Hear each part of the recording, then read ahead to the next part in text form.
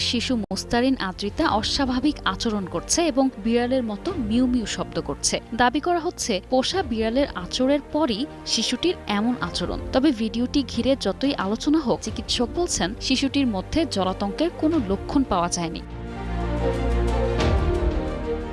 কুষ্টিয়ার ভেড়ামারা উপজেলার বাহিরচর এলাকার ব্যাংকার সাব্বিরের মেয়ে মুস্তারিন আদ্রিতা গত 17 অগস্ট পোষা বিড়ালের আচরের পর তাকে কুষ্টিয়া সদর হাসপাতালে নেওয়া হয়। সেখানে প্রয়োজনীয় চিকিৎসার পাশাপাশি জলাতঙ্কের টিকাও দেয়া হয়। পরে উন্নত চিকিৎসার জন্য তাকে ঢাকায় পাঠানো হয়েছে। স্থানীয়দের ভাষ্য, পরিবারের শখের পোষা বিড়ালটি শিশুটিকে আঁচড় দিয়েছে। তবে বিড়ালটি জলাতঙ্কে আক্রান্ত ছিল কিনা তা নিশ্চিত হওয়া যায়নি।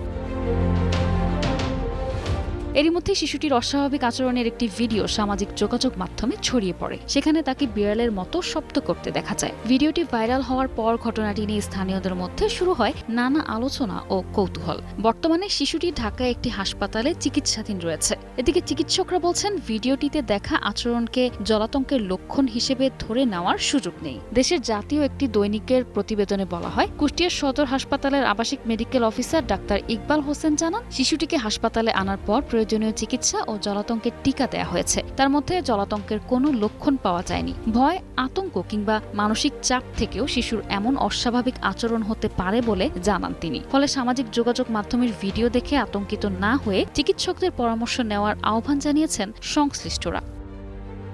নিশা আলম, 21 টেলিভিশন।